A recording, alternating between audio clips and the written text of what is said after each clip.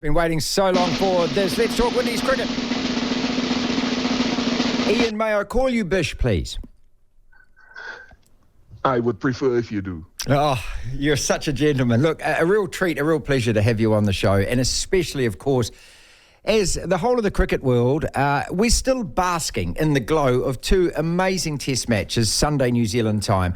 But the first one, of course, involving your West Indian cricket team, and just an incredible display from Shamar Joseph. Also beating Australia, our ancient enemy. Just glorious.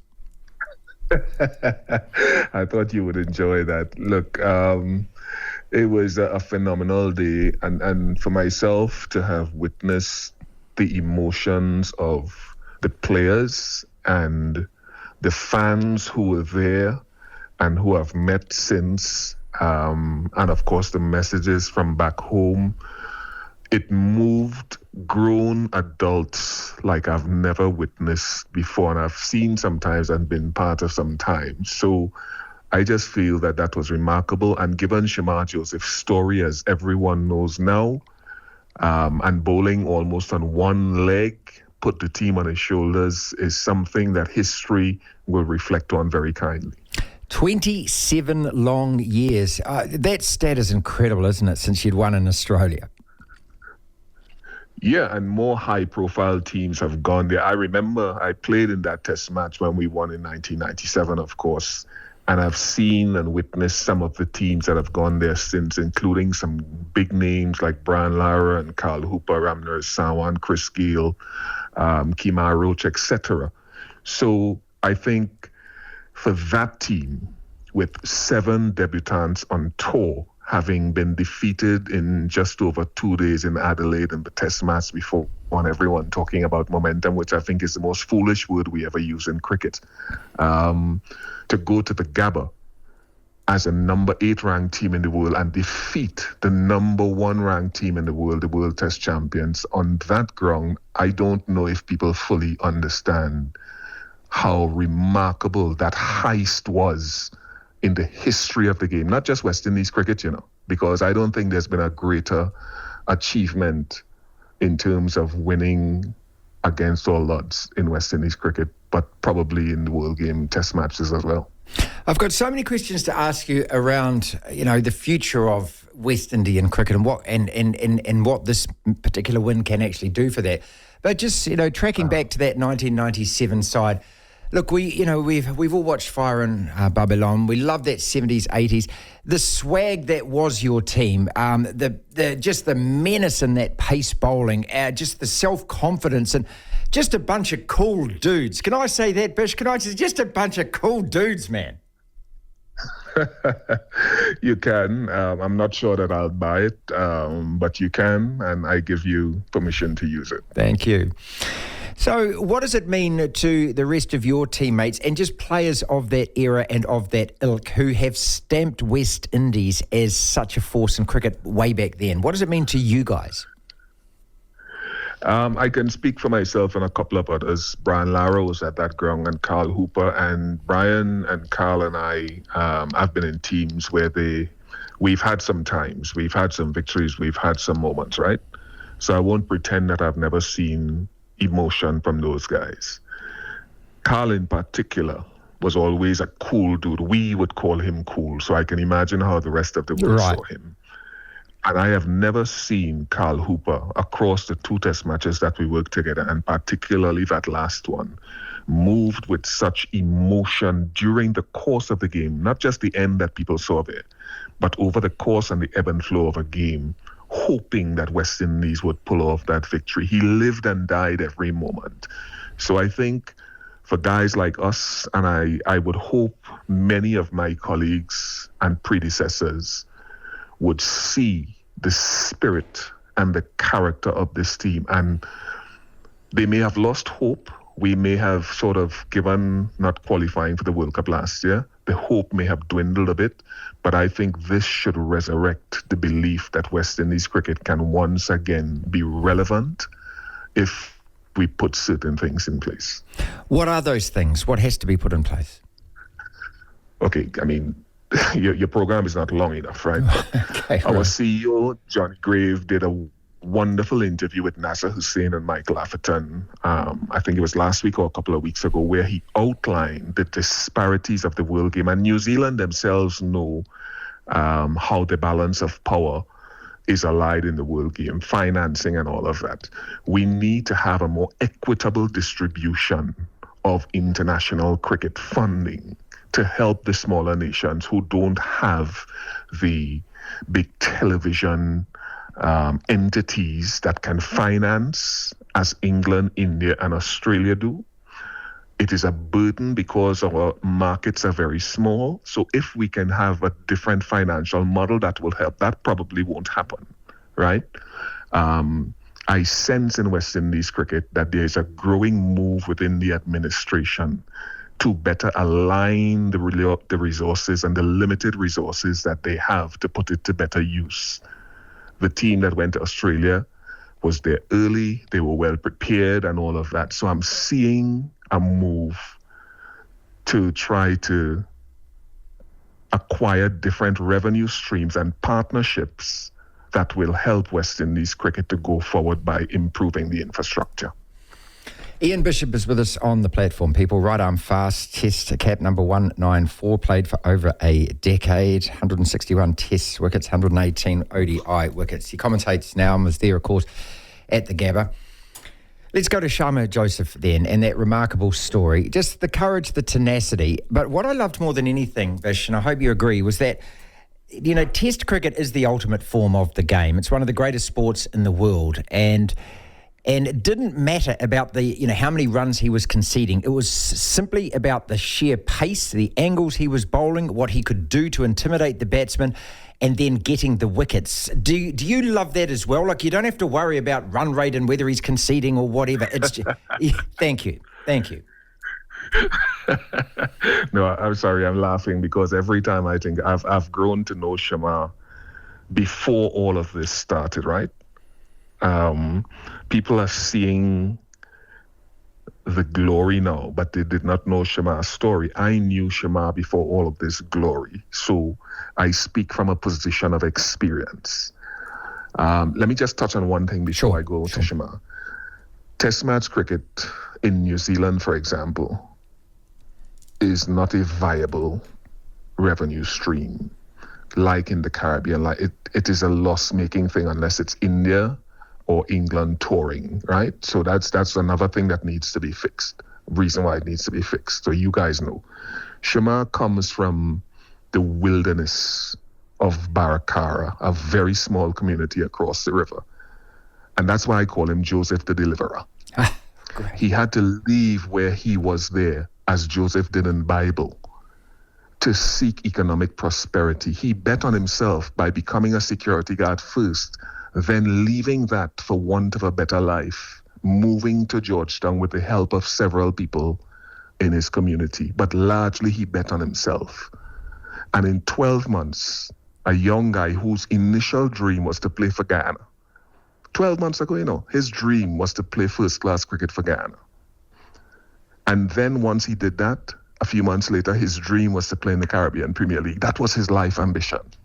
He moved from that 6 months ago into being the deliverer of West Indies cricket after many years of travail in Australia, 27 years, putting that team on his shoulder with one leg and bowling 11 or 12 overs on one leg at high pace, 146 kilometers per hour. And the team, every over was faster than the next, right? That tells you how strong that young man is, both physically and mentally.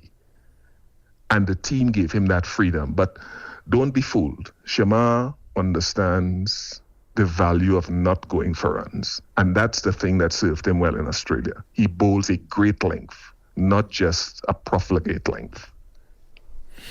What happens to him now? Look, he said all the words that everyone wanted to hear afterwards, that he wants to commit to Test cricket. But you know that the money's going to come calling and he's going to get the offers. What does he do? Yeah. And we have a number of options here, and I'm glad you asked that question, right? If I could speak to the authorities, I know that we are economically challenged in the Caribbean. That's why we cannot, like New Zealand, we cannot stop our players if they choose to go out to make money outside. Because if you see where Shamar grew up, Kevin Sinclair, who comes from a similar area, a guy called Rovman Powell, who leads our T20 team. If you see the poor surroundings in which they came through, the lack of what we call modern luxuries that other people have, you cannot deny those guys the chance then to go and secure their financial future or their families. What we need in the Caribbean is for the governments to come together and say, okay, the board cannot do it on their own. Cricket boards cannot do it on their own. They don't have enough money. So in Guyana, in Trinidad, in Barbados, in Jamaica, the governments need to say, we will contribute, for example, give Shamar Joseph a piece of land or a home, because Guyana is in an economic space now where their prosperity is through the roof. So that we could control whether Shamar goes to the PSL or IPL. If we feel that he needs to go to improve his cricket, then we allow him to go. But if we feel he needs to come home and rest, then you have that call on him. So it's a combination of corporate West Indies, meaning the corporate entities in Guyana and the Caribbean, the governments and the board coming together to say, let us give Shamar Joseph, Alzari Joseph, Jaden Seals a multi-year retainer contract comparable to some extent with what they can get outside, and maybe allow them to go to the IPL and play in the CPL. Is it not the responsibility too, though, of the BCCI or the ICC or whoever does run cricket these days, that the amount of money that is generated in the sport, which we know is in the billions, it's some of it has got to be locked away to preserve this form of the game? Because we've been talking about Bish the last couple of days. We will remember these tests for such a long time, like we did when New Zealand beat England at the Basin with that last ball from Neil Wagner last year. But I can't remember the results of the T20 series against Pakistan from 2 weeks ago. You see what I mean? It's so important that this beautiful game and this version of it is preserved, isn't it? Well, I would put it this way. Let me put it this way, and I know some of your listeners may agree or disagree with me. But listen carefully to what I'm saying. There is room for all formats of the game. The younger generation, those born, let's say, from 1995, 2000 to now, were born into a T20 era. So that is what they know. T20 itself has huge demands on a player. So don't smirk at it. It has a demand for skills. It also pays the bills. 50 over cricket has its own demands and requirements. But our era understand Test cricket as the epitome of the game. And so if in this paradigm of life, if we want to preserve a game that lasts 5 days, there's nothing that moves me more than a test match, because one, it's international cricket, but because of the passages and the chapters of play, nothing moves me more. But I also understand the likeness for other formats. So I would say to you, Test cricket is under threat, especially in New Zealand, Sri Lanka, West Indies. And the number of people that have messaged me to say, we cried, Mr. Bishop, grown people, we cried. We cried. Australians, we cried for the West Indies team. That tells you how powerful Test cricket is, and that is why we need to keep it going. You know, it finished a couple of days ago, 2 or 3 days ago now. We've been talking about it every day on the program since, Fish. We're still talking about it. I'm still smiling. I'm still loving every single second of it, because that's what it does to you. Test cricket is life. You're exactly right. It's all the nuances of life, the emotions of life, the ups and downs of life. You can be down and out. You can crawl back. That's what the West Indies did. They said, hope, belief, here it is on a plate. Glorious, as I said at the beginning. Yeah, and look, you touched on I think that the big three, meaning India, England, Australia, they have to recognize now that there is life beneath those big three nations, and world cricket is better if the nations beneath them is breathing in a healthy space. And again, I will say we have, and the ICC have to develop a central pool of funding where we are able to equitably equalize test match payments, alleviate some of the costs.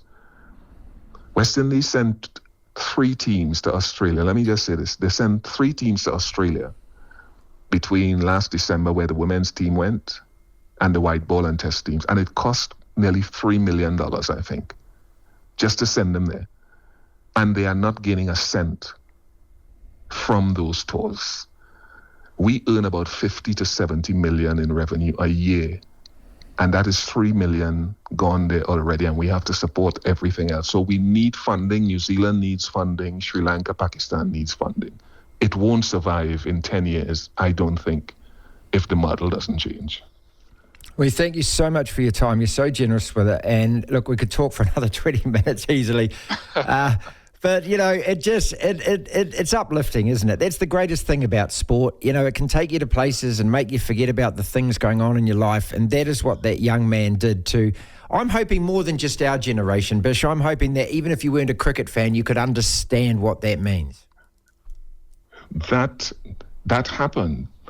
I'm telling you, I forgot how many Australians, for example, loved West Indies cricket. If you had to be there to see how Australians feted and celebrated this young man, Shamar Joseph, with everything he did on the field. The Caribbean, when we say cricket is the only thing that unites the Caribbean, it is the only thing. This has brought it home. People in the Caribbean are walking 10 feet tall for the last couple of days since that victory. Productivity must have gone up because people are so happy now. So we have to keep this going. Sport really is a uniting force, and cricket in particular. Awesome. Thank you so much, mate. I appreciate you so much talking with us. That's just fantastic. Thanks for having me.